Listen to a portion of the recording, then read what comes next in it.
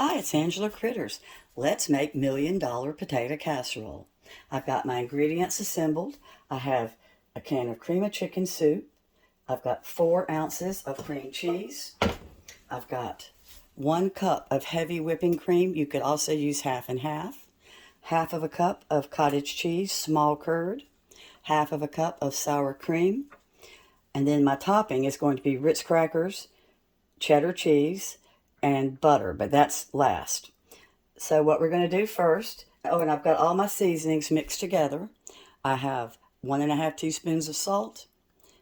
I've got 1 teaspoon of garlic powder, 1 teaspoon of onion powder, and I'm going to sprinkle some thyme over it after I start to layer it. I have 6 Yukon potatoes that I've scrubbed, and you leave the peel on, and I'm slicing them in 1/8 inch slices. So my potatoes are sliced and ready, and I'm going to go ahead and start heating up my soups and all of my dairy products together. So we're going to shift over here to this pan. All right, we've got the cream of soup in here on a medium heat. The cream of chicken soup, I meant to say. And we're putting in our cream. And put in my cream cheese. And this is going to cook for about 5 minutes while you stir.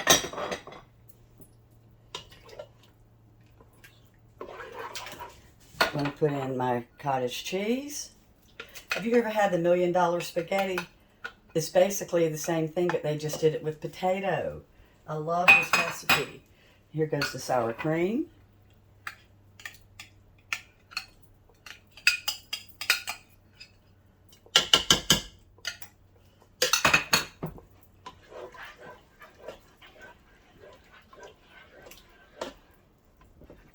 All right, so now we're going to dump in my herbs. I've got all my spices right here. And this is just going to stir up for 5 minutes till it's all creamy and the cream cheese has melted. And let me get the rest of my sour cream out. I hate to let it go.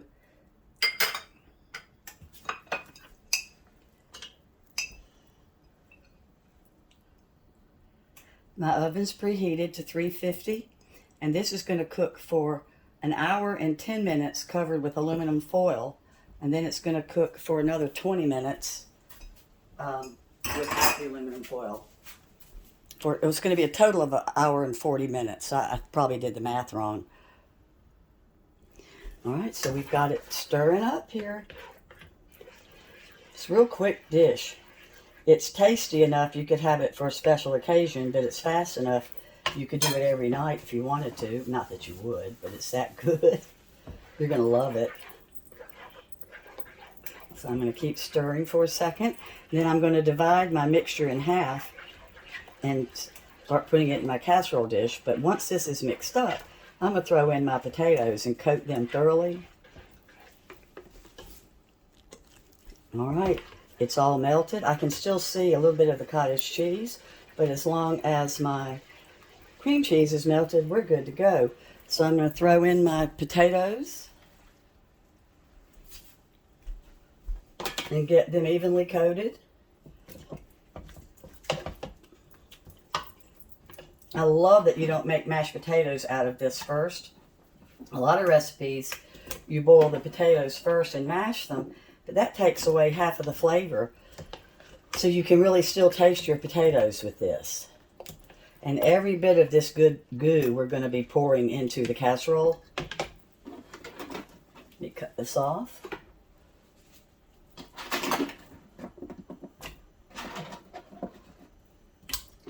And you're going to have anywhere from 6 to 7 potatoes. It depends on how big your potatoes are. But the actual recipe calls for 6. But my potatoes were kind of small, so we went with 7. And let me get this coated.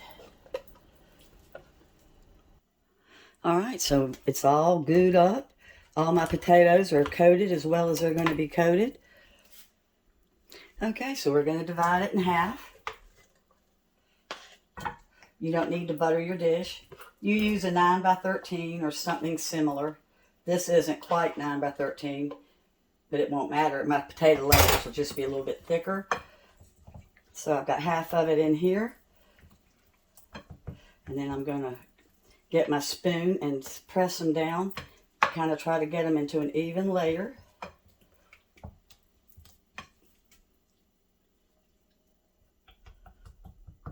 All right, and then we've got half of our cheese. I use a total of 2 cups of shredded cheddar, but I've got them separated, so I'm putting 1 cup on the first layer.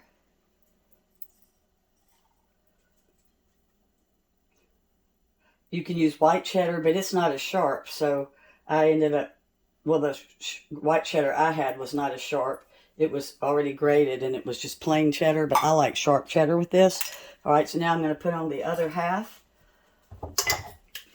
And then all the goo that's left over will be poured over. I'll get my spatula and make sure I get it all out. This is so good. I can't wait for you to try it if you make it. And thank you so much for watching. I hope you do try it. You will love it. Alright, so I'm going to also spread these out with the back of my spoon too. Kind of get them even. And then we're going to pop the aluminum foil on. Oh, it's so good with the onion and the garlic powder.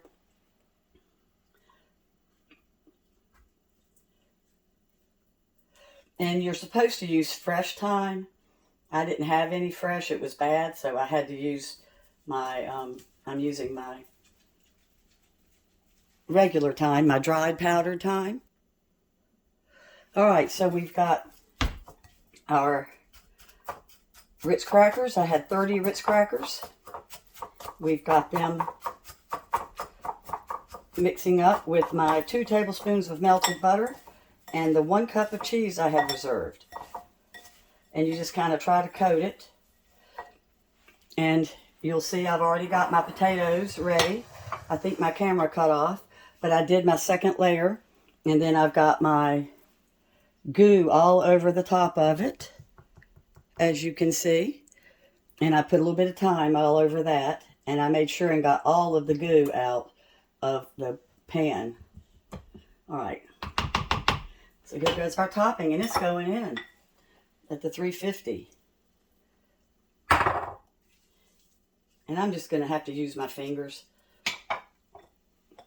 It's out of the oven for the 1 and 10 minute mark. Doesn't it look wonderful? And it's going back in.